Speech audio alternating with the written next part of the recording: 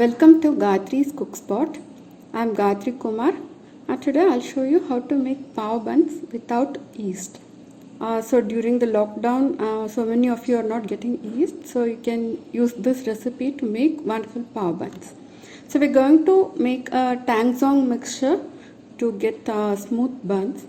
Mix together milk and maida, and you need to cook this mixture on a low flame until it becomes a thick custard.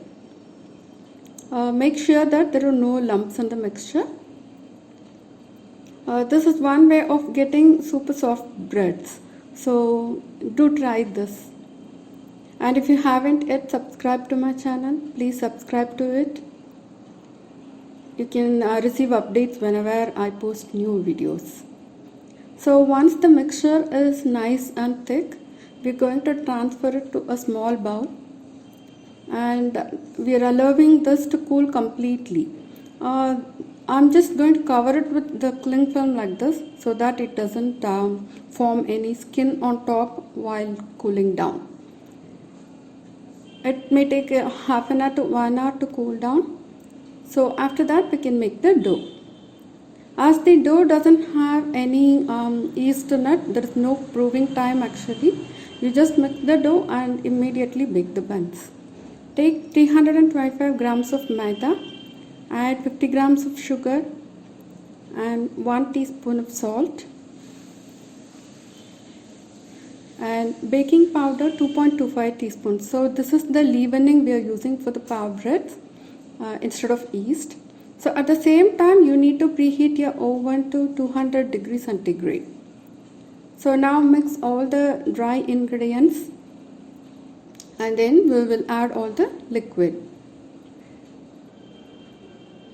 So by the time your tangzong mixture will be cool, so add that custard to the dry ingredients along with milk and butter.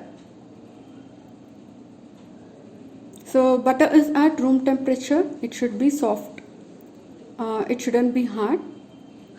Now mix all the ingredients well. I just added milk in 2 or 3 batches, but the given measurement makes the proper dough consistency.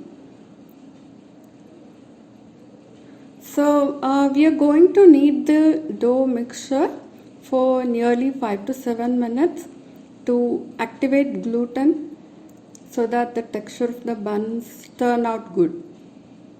So once you have mixed everything thoroughly, you just take it onto your counter and keep kneading the dough for 5 to 7 minutes. So if you want to make this with wheat flour, you can actually use 300 grams or 275 grams of wheat flour, but all the other ingredients will be the same.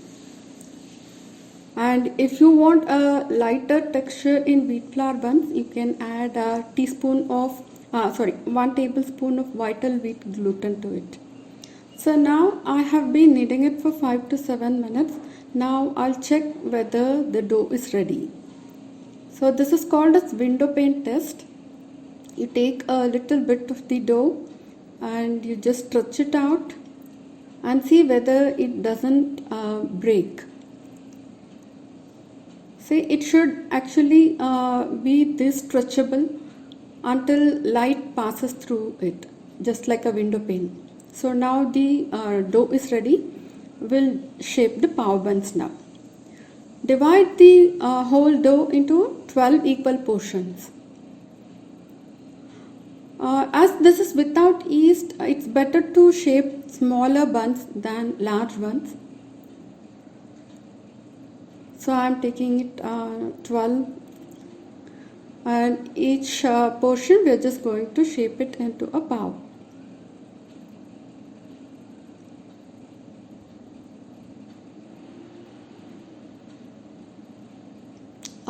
Before making the dough, you just prepare your 7 inches square cake tin. You just grease it and keep it ready because we are going to bake this in a 7 inches tin, square tin.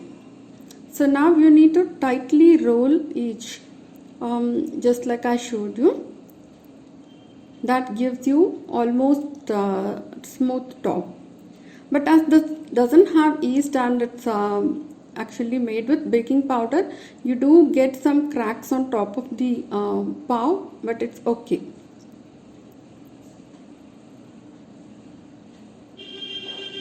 Now arrange all the 12 pav buns and apply milk all over them. You don't have to wait for proving or anything. Just apply milk and you just can directly bake the buns. So we have preheated our oven.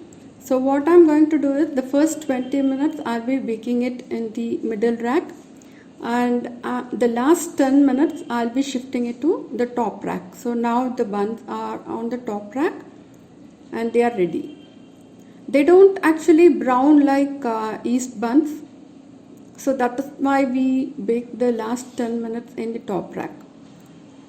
Now to make the crust even a bit softer, apply some butter on top. After that we can shift it to a wire rack to cool down completely. As you can see, there are some cracks on top of the buns, but with baking powder, if you bake breads, the cracks we can't avoid. But it's completely okay because the buns will be really soft and good.